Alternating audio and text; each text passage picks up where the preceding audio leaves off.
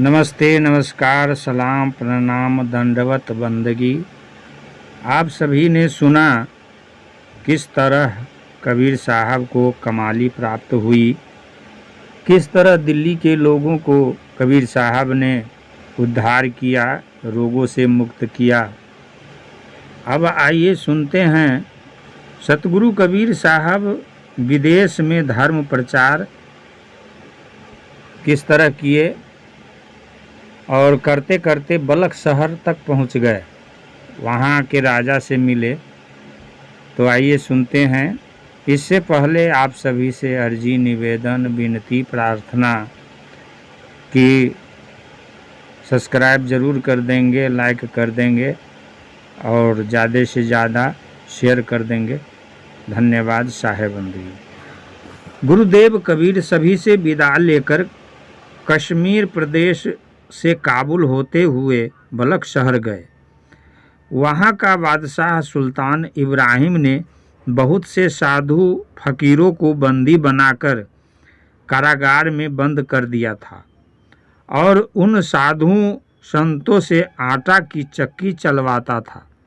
बलख शहर में सतगुरु कबीर साहब के आगमन से शोर मच गया कि हिंदुस्तान से एक मस्तान आया है जो अपने मुरीदों को साथ में लिए हुए हैं, जिसके मस्तक पर मोर पंख से युक्त पाग बंधी हुई है।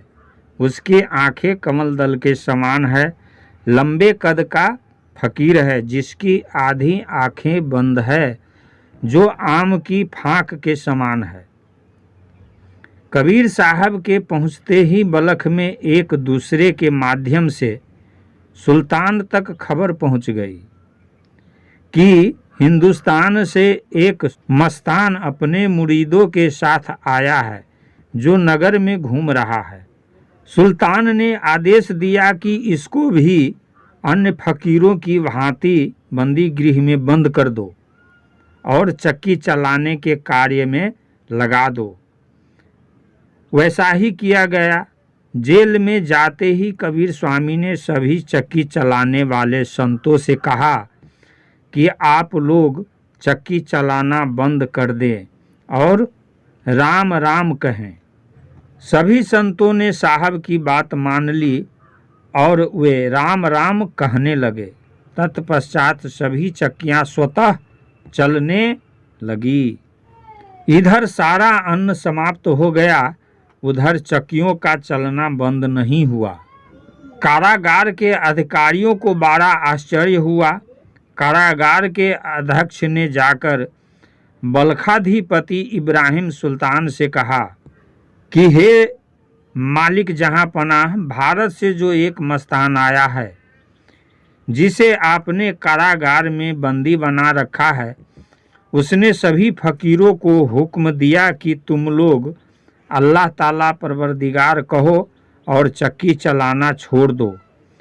सभी मस्तानों ने वैसा ही किया। सारी चक्कियां अपने आप चलने लगी और नगर का सारा अनाज समाप्त हो गया। अनेक प्रकार के उपद्रव नगर में आरंभ हो गए हैं। इधर जो शाही दरबार के कर्मचारी थे वे सभी अंध हो गए हैं। राजप्रसाद पर गिद्ध बैठ रहे हैं और कारागार का द्वार स्वतः ही ध्वस्त हो गया। उधर यह सुनने में आया है कि राजकुमार एवं राजकुमारी पागल हो गए हैं। देखिए ये इमारतें कांप रही हैं। बीजक की साखी है, देश विदेश हौ फिरो गांव गांव की खोरी, ऐसा जियरा नाम मिला लेऊं फटक पछोरी। सत कबीर की साखी, हो घर जाड़ा आपना लिया लुकाठा हाथ, अब घर जाड़ो तासुका जो चले हमारे साथ। इस प्रकार सुनते ही राजा इब्राहिम सिंहासन से कूद पड़ा और जाकर उस भारतीय मस्तान का परिचय पूछा। प्रहरियों ने संकेत करके कबीर साहब का परिचय दिया। परिचय पाते ही बादशाह कबीर साहब के पैरों पर गिर पड़ा। गुरुदेव कबीर ने हंसते हुए कहा कि राजन, उठो राम कहो। साहब को प्रसन्न जानकर सुल्तान उठा, जिसे कबीर साहब ने अपनी छाती से लगा लिया। राजा इब्राहिम ने कहा कि हे प्रभु, मेरे अपराध को क्षमा करो। जो मैं चाहता था वह आज आपके दर्शन से पूरा हुआ। आपकी जो आज्ञा होगी वह मैं स्वीकार करूँगा। राजा इब्राहिम की विनय युक्त प्रार्थना सुनकर कबीर साहब ने कहा, राजन, तुम मेरा हंस है, तुझे सत्य का दर्शन होगा। तुम्हारा हृदय निर्मल है और तुम निष्पाप हो, इसलिए तुम ज्ञान के अधिकारी हो। जाकर सभी संतों को बंधन मुक्त कर दो। तदंतर बादशाह ने वैसा ही किया। सभी बंदी संत मुक्त हो गए। सभी संतों ने सतगुरु कबीर के चरणों पर माथा टेका। संतों ने कहा कि आप बंदी छोर हैं, जो यहाँ आकर हम सभी को बंधन से मुक्त कर दिए। उसी दिन से आपका नाम बंदी छोड़ संत समाज में प्रचलित हुआ। सभी लोग आज भी सतगुरु को बंदी छोड़ सत्य कबीर कहते हैं।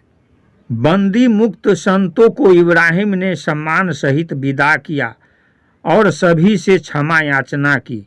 सभी लोगों ने प्रसन्न मन से कहा कि राजन, आपकी कृपा से ही सतगुरु कबीर का दर्शन हुआ, इसलिए आपके अपराध को हम लोग क्षमा कर देते हैं।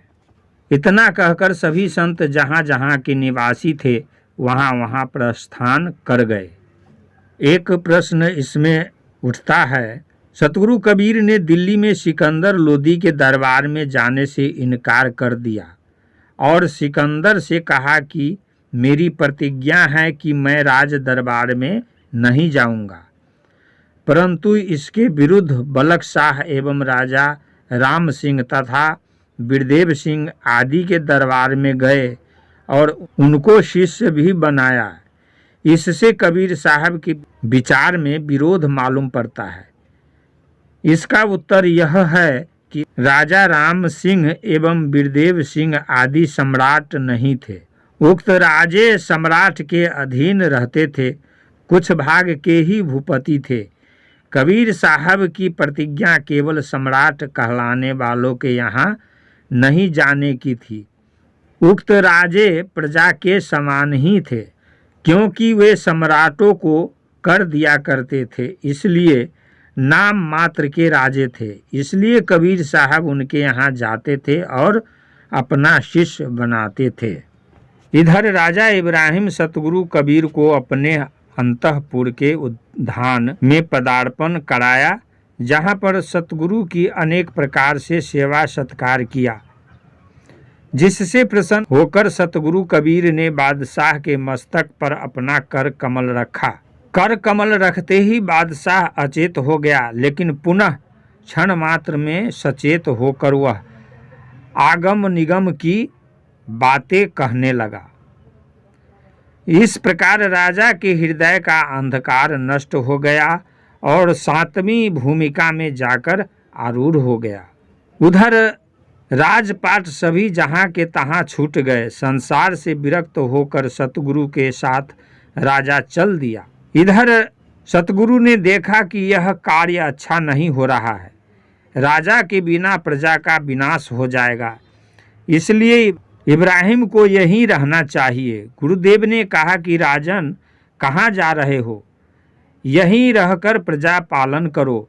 इस बात पर राजा ने कहा कि जिस वस्तु के लिए मैंने हजारों साधुओं को बंदी बनाया था, वह वस्तु आप बंदी छोर की कृपा से उपलब्ध हो गई है।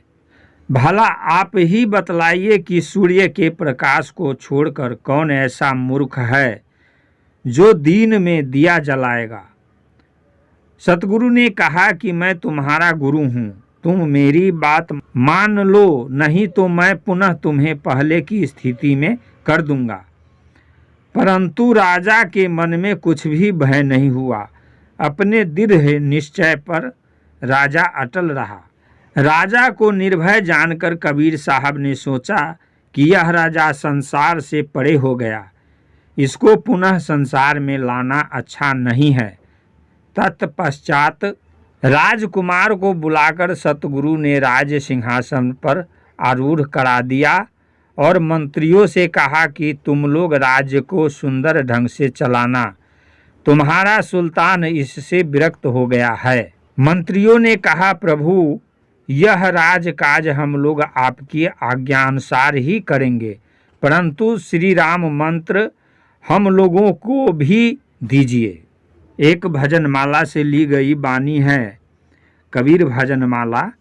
सुल्ताना बलख बुखारे दा, शाही तजकर लिया फकीरी, अल्लाह नमा प्यारे दा।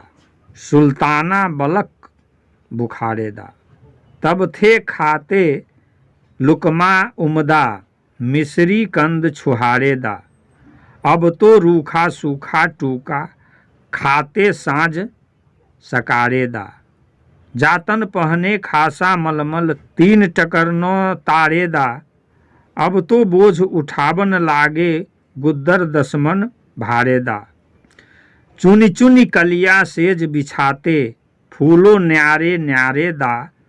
अब धरती पर शोभन लागे, कंकड़ नहीं बुहारे दा। जिनके संग कटक दल बादल, फक्कड़ हुआ अखारे दा। सुल्ताना बलख बुखारे दा। कबीर भजनावली से ली गई यह बानी थी साहेबंदगी। सतगुरु ने सभी को जिज्ञासु जानकर रानी एवं राजकुमार और राज्य के सभी मंत्रियों को श्री राम मंत्र सुना दिया। इसके बाद वहां से समरकंद होते हुए ईरान, तुर्की, इराक आदि देशों का भ्रमण करते हुए मक्का एवं मदीना पहुँचे, जहाँ पर सतगुरु अकेले ही गए थे। संत मंडली को बलख देश में छोड़ दिए थे। संत मंडली राजा के उद्यान में तब तक निवास करती रही जब तक कि सतगुरु कबीर उधर से नहीं लौटे। सतगुरु कबीर साहब का इतिहास अनेक प्रकार से लिखा गया है। सभी भक्तों ने अपना अपना मत प्रकट किया, अपने अपने मत के अनुसार लिखा।